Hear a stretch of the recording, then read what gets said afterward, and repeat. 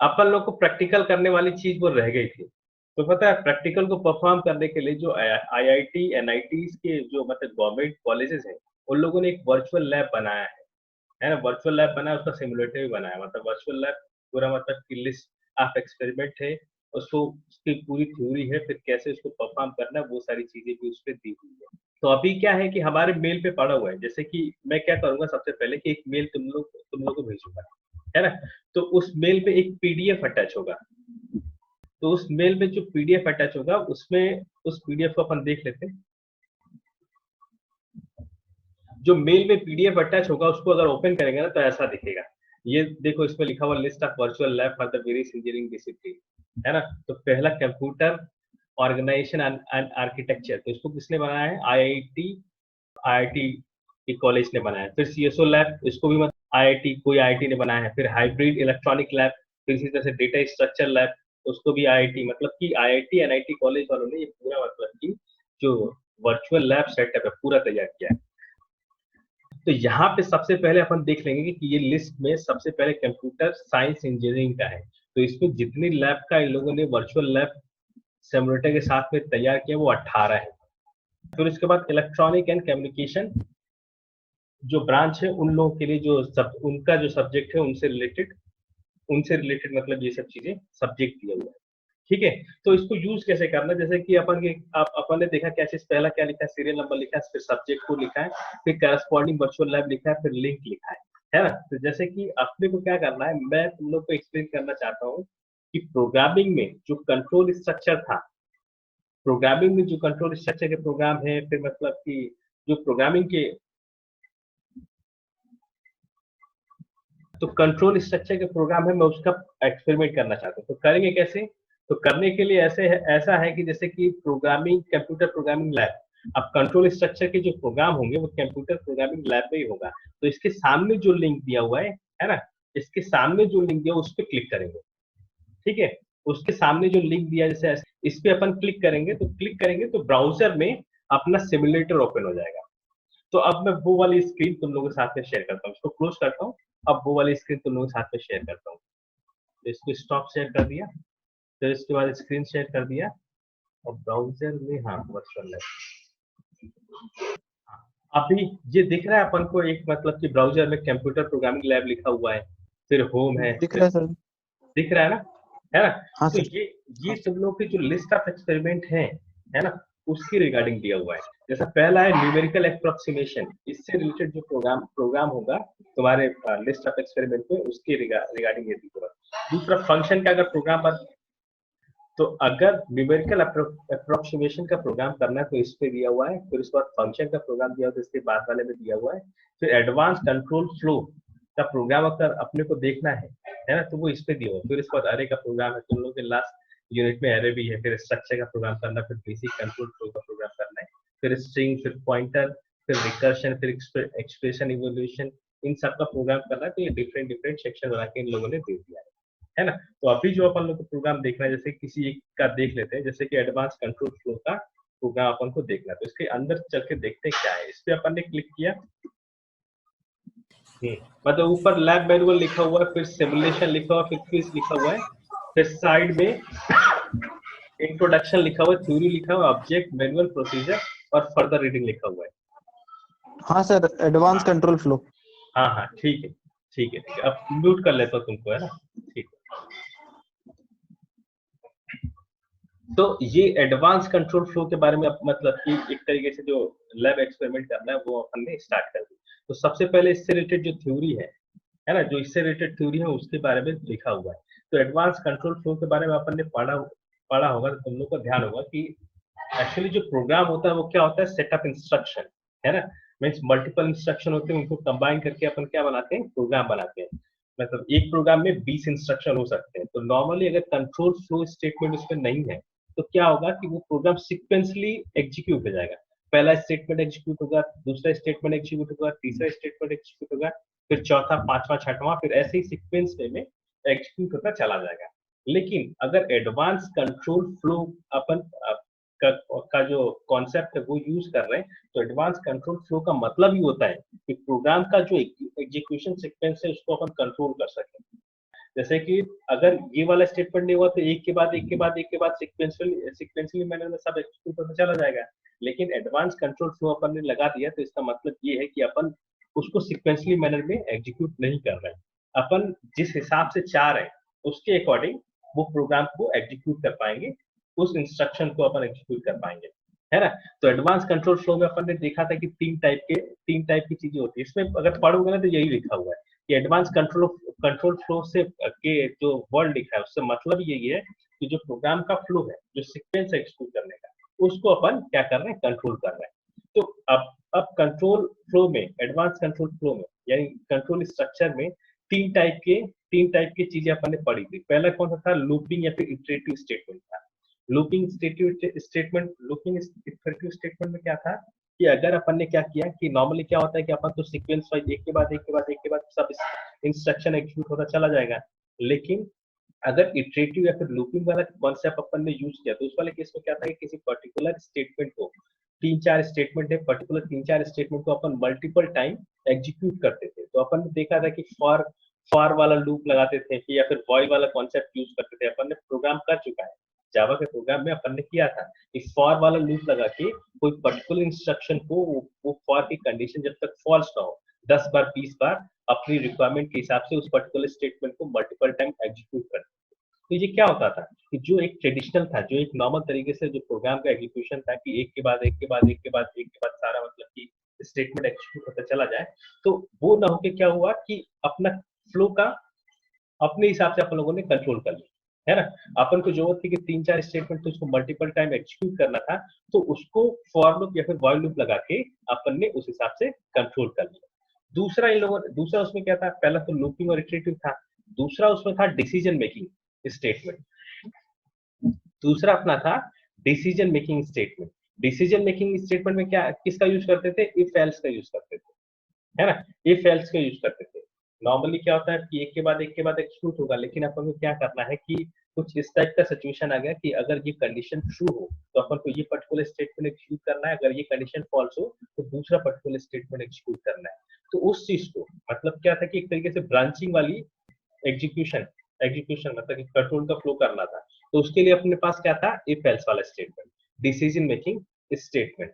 तीसरे वाले में क्या था, तीसरे वाले में केस स्टडी था, है ना। तीसरे वाले में केस स्टडी था। अपने पास कोई प्रोग्राम है, केस स्टडी का भी प्रोग्राम कर लिया अभी जल्दी, जावा प्रोग्राम में उसमें अपन ने क्या किया था कि वॉवेल और कॉन्सोनेंट को आइडेंटिफाई करना था।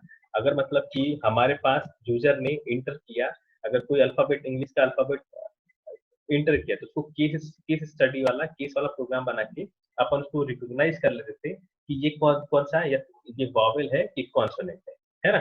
तो इसमें पढ़ोगे, मैंने पढ़ा था इसलिए मैं तुमको ब्रीफ कर दिया। इसमें यही चीज लिखा हुआ है इंट्रोडक्शन वाले पार्ट में। अगर अपन पढ़ेंगे तो इसमें यही चीज लिखा हुआ है। तो मतलब कि इस वाले पेज का जो इंट्रोडक्शन वाला पार्ट है वो तुम लोगों को बता दिया।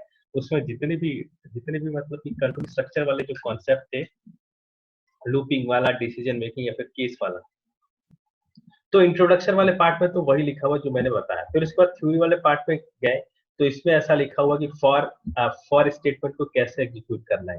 तो ये पूरी चीज उसी के बारे में, जैसे कि ये वाले स्टेटमेंट की बात करें, इस वाली चीज की बात करें तो इसी चीज का डिस्क्रिप्शन ऊपर लिखा हुआ है। तो इसमें अपन लोगों ने देखा था कि फॉर में 3 आर्गुमेंट पास करते हैं। ये अपन ने जावा वाले लैब में देख लिया है कि फॉर में अपन 3 आर्गुमेंट पास करते हैं, है ना। पहला कौन सा होता है, इनिशियलाइजेशन, है ना। दूसरा कौन सा होता है, कंडीशन वाला। तीसरा कौन सा होता है, इंक्रीमेंट डिक्रीमेंट वाला। फिर उसके अंदर क्या थे, स्टेटमेंट थे, ठीक है।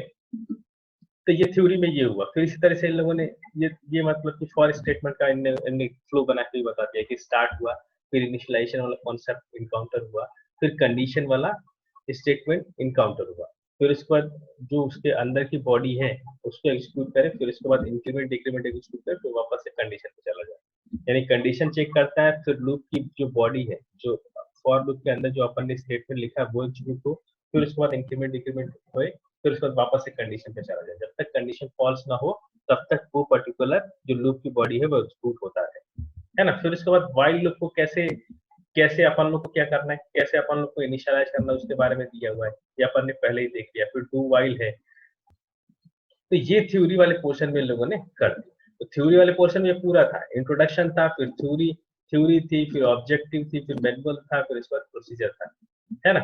तो अब क्या करते हैं कि अपन देखते हैं कि कैसे प्रोग्राम को एग्जीक्यूट करना है। तो अभी ये लैब मैनुअल के अंदर में थे, फिर उसके बाद अपन कहाँ जाएंगे, सिमुलेशन में जाएंगे। सुब्रत एक बार फिर से मेरे को कंफर्म कर दो कि मेरी आवाज जा रही है।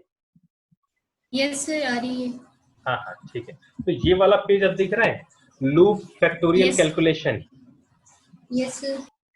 तो इस वाले पेज पे अपन देख रहे हैं कि loop factorial calculation means loop का यूज करके फैक्टोरियल कैलकुलेट करेंगे। फैक्टोरियल का मतलब क्या होता है कि अगर 3 फैक्टोरियल कैलकुलेट करना है तो 3 के पहले 1 से लेके 3 तक जितने भी नंबर है सबको मल्टीप्लाई करके वो फैक्टोरियल हो जाता है। जैसे 3 फैक्टोरियल कैलकुलेट करना तो 3 into 2 into 1, तो ये कितना आ जाएगा 6।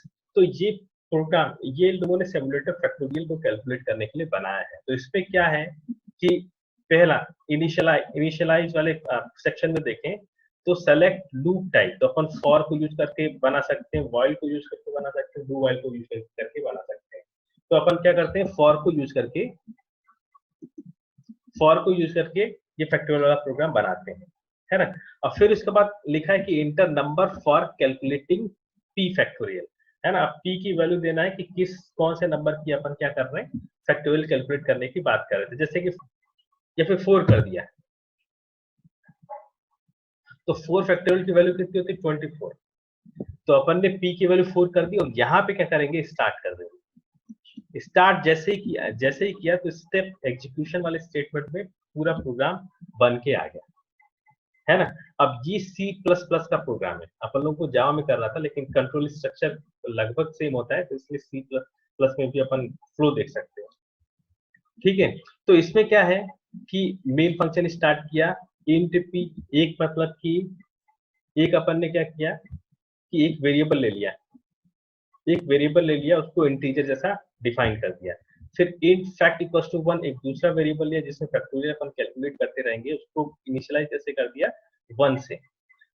अब इसमें ऐसा लिखा है कि इफ p इक्वल्स टू 0, जब p की वैल्यू 0 हो जाए, अभी p की वैल्यू कितनी अपन ने इंटर की है 4 इंटर की है, लेकिन जब p की वैल्यू 0 हो जाए तो उस वाले केस में रिटर्न p क्या करते 1 करते। फिर उसके बाद ये फॉर वाला स्टेटमेंट है, फॉर वाले स्टेटमेंट में अपन देख रहे हैं तो int i equals to p semicolon. तो मतलब पहला वाला जो आर्गुमेंट अपन ने पास किया है तो वो i को एक तरीके से इनिशियलाइज कर दिया p से, p की वैल्यू क्या थी अभी 4 थी, और इंट अपन ने क्या कर दी उसको डिफाइन कर दी कि वो भी किस टाइप का होगा, इंटीजर टाइप का होगा। यानी i की वैल्यू शुरू में क्या है 4 है। फिर उसके बाद क्या है, फिर अपन ने कंडीशन वाला स्टेटमेंट देखा कि i की वैल्यू जब तक 1 से बड़ा हो तब तक ये कंडीशन चलती रहे, मतलब 4 से घट के 1 तक आएगा, फिर उसके बाद ये ब्रेक हो जाएगा।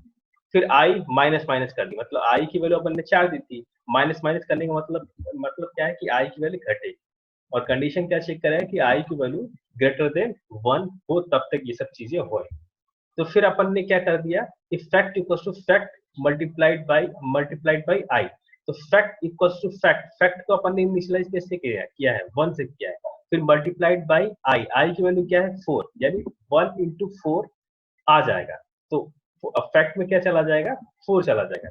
फिर उसके बाद वापस मतलब कि ये फॉर लूप वाले कंडीशन पे जाएगा, चेक करेगा कि i की वैल्यू कितनी है, i की वैल्यू अभी 4 थी, मतलब घटने के बाद पहले अभी 4 थी, तो i माइनस माइनस हो जाएगा तो 3 हो जाएगी।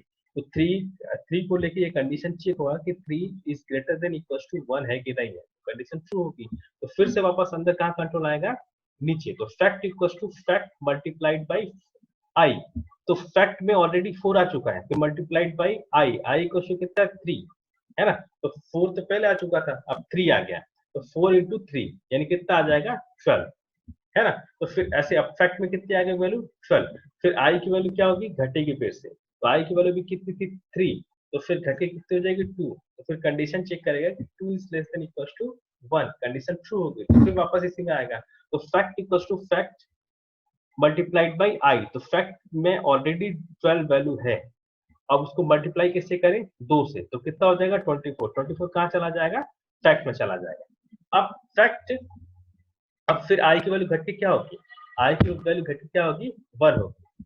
तो अब 1 को कंडीशन के अकॉर्डिंग चेक करेगा, तो i इक्वल टू 1 है तो 1 is greater than equal to 1, condition true होगी अभी भी, तो फिर वापस से कहाँ आएगा, फॉर वाले बॉडी में आएगा। तो fact equals to fact multiplied by i, तो फैक्ट की वैल्यू अभी कितनी है 24 मल्टीप्लाइड बाई i की वैल्यू कितनी है 1, तो 24 इंटू 1 कितना हो जाएगा 24। अब फिर i की वैल्यू फिर से घटेगी तो अभी कितना हो जाएगा 0 हो जाएगा। अब ये कंडीशन फॉल्स हो जाएगी तो अपन अब फॉर लूप से बाहर आ जाएंगे, है ना। तो अभी फैक्ट पे वैल्यू कितनी आ गई है 24, अब वो 24 ही रिटर्न कर देगा जो कि 4 फैक्टोरियल की वैल्यू है। अब इसको थोड़ा सा अपन देखें कि इन लोगों ने थोड़ा सा क्या किया है, मतलब कि हर एक स्टेटमेंट कैसे एग्जीक्यूट हो रहा है उसको ये दिखाएगा। देखिए तो इसके लिए क्या करना है अपने को, नेक्स्ट नेक्स्ट करते जाना है। तो पहला एग्जीक्यूशन मैंने बताया था कहाँ से स्टार्ट होता है, मेन फंक्शन से, तो 8 स्पेस देके मेन अपन ने लिख दिया। अब नेक्स्ट करें तो उसके बाद क्या हुआ, ये रेड हाईलाइट करते चला जा रहा है ना, थोड़ा ध्यान दो। जैसे कि अपन नेक्स्ट करते जाएंगे ना तो ये बताएगा कि किसके अकॉर्डिंग प्रोग्राम का फ्लो चल रहा है।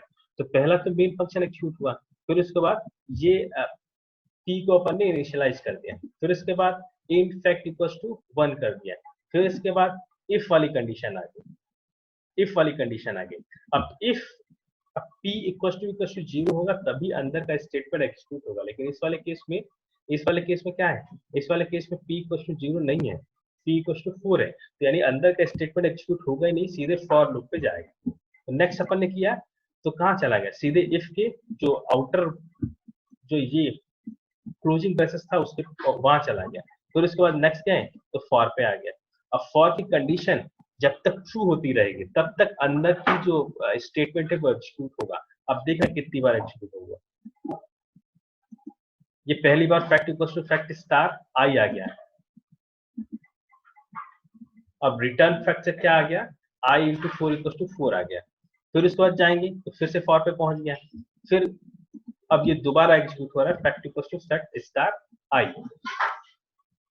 फिर इसके बाद रिटर्न के हिसाब से 12 आ जाएगा। फिर इसके बाद देखा फिर फॉर वाले स्टेटमेंट में पहुंच गए, फिर फैक्ट ये तीसरी बार एग्जीक्यूट हो रहा है, रिटर्न के हिसाब से 24 आएगा। अभी आई की वैल्यू कितनी हो गई, पहले आई की वैल्यू ये वाली देखें, ये फैक्ट की वैल्यू कैलकुलेट हो रही है, ये फैक्ट की वैल्यू है और आई की वैल्यू क्या चल रही, पहले 4 थी तो एक इंक्रीमेंट होकर 3 हो गई, फिर उसके बाद एक इंक्रीमेंट होकर डिक्रीमेंट होकर 2 हो गई। अब आई की वैल्यू 1 है, 1 के लिए इन लोगों ने कैलकुलेट कर दिया है ना, 1 के लिए इन लोगों ने कैलकुलेट कर दिया, फिर उसके बाद ये 24 अपना आंसर आ गया। ठीक है, इसमें कोई डाउट है तो बताओ कोई। No sir. तो खुद से कर लोगे सर ये जो लिंक है तो फिर इसके थ्रू ही करेंगे ना। हाँ लिंक के थ्रू ही करना पड़ेगा। मैं क्या करूंगा एक मेल भेजूंगा, मालूम एक मेल Yes, sir. भेजूंगा, तो उस मेल में क्या होगा कि सब्जेक्ट का नाम होगा उसके करस्पॉन्डिंग लिंक होंगे, सब्जेक्ट का नाम होगा उसके करस्पॉन्डिंग लिंक होंगे, तो लिंक पे क्लिक करेंगे ना, ये वाला जो पेज अपन को ओपन हुआ था, सब्जेक्ट का नाम होगा उसके सामने लिंक होगा, उस लिंक पे क्लिक करेंगे, ये वाला पेज ओपन हुआ, तो जिससे रिलेटेड फंक्शन है वो वाला काम कर लो। अब जैसे क्या है कि अब देखो स्ट्रक्चर वाला प्रोग्राम या फिर एरे वाला प्रोग्राम अपन देखें, है ना, एक बार ये भी देख लेते हैं, है ना।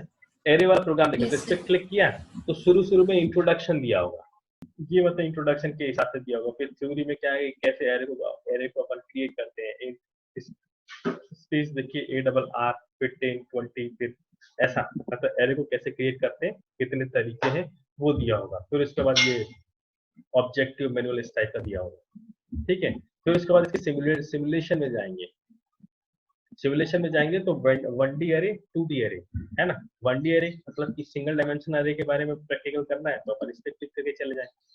तो इंटर एरे साइज अपन ने क्या कर दिया 10, एरे साइज क्या कर दिया 10 कर दिया। अब इसमें क्या है कि अब एरे में जो वैल्यू है वो चाहे तो अपन रेंडमली मतलब प्रोग्राम में ही एक तरीके से असाइन हो जाए, या फिर दूसरा तरीका है कि एरे में जो वैल्यू है मैनुअली अपन उस एरे में पास करें, तो उसके लिए भी दिया हुआ है। तो जैसे कि इन जनरेट रैंडम वैल्यू, तो इसको चेक करके अपन स्टार्ट करेंगे ना, मतलब कुछ वैल्यू इनने असाइन कर दी। यहाँ पे देख सकते हैं कि 13 10 8 2 11 14 8 4 7 ऐसा हम लोगों ने असाइन कर दी। अगर अपन करते कि इंटर वैल्यू मैनुअली तो अपन इसको करते हैं तो ये पूछता। इस वाले प्रोग्राम को पहले कर लेते हैं, जैसे कि इन लोगों ने क्या किया कि कैसे इंसर्शन हुआ है, है ना, कैसे इंसर्शन हुआ है, तो एरे में वैल्यू कैसे देते हैं।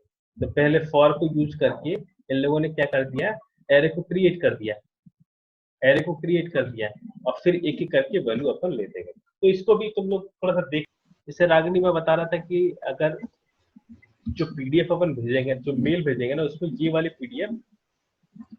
पीडीएफ अटैच होगी, दिख गया आप पीडीएफ? Yes sir. तो ये वाली पीडीएफ अटैच होगी। तो अभी क्या था ना कि अपन को कंप्यूटर प्रोग्रामिंग से रिलेटेड प्रोग्राम करना था, तो 13वें नंबर पे कंप्यूटर प्रोग्रामिंग लैब लिखा हुआ है, तो इसको क्लिक करके अपन अंदर गए थे, है ना, Yes, sir. इसको क्लिक करके अंदर गए थे। तो इसमें तुम लोग अपना सब्जेक्ट ढूंढ लेना, कौन सा सब्जेक्ट चलता है। जैसे कि मेरे ख्याल से जो एडा वाला सब्जेक्ट है, जो अनिजा मैडम लगती है, उसके कुछ experiment Yes, data sir. Structure में मिल जाएंगे, है ना, सीएसओ के भी कुछ हैं, है ना, तो वो मिल जाए। जैसे डेटा स्ट्रक्चर पे आप क्या करेंगे, इसको क्लिक करेंगे, इसके सामने वाले लिंक पे क्लिक करेंगे, तो फिर वही ब्राउजर पे वो वाला जो जो आया था लिस्ट, इसमें भी कुछ इस टाइप का सेक्शन बनाया हो कि शॉर्टिंग का प्रोग्राम करना है, कि मतलब कि कुछ मतलब पर्टिकुलर किसी टॉपिक पे प्रोग्राम करना, तो उस टाइप से वो दिया हो, है ना। तो ये अपने हिसाब से करना, अगर कुछ कोई दिक्कत है तो बताना, है ना। ठीक है, okay, Okay, sir. Thank you, Thank you, see sir. You in the next class, okay bye.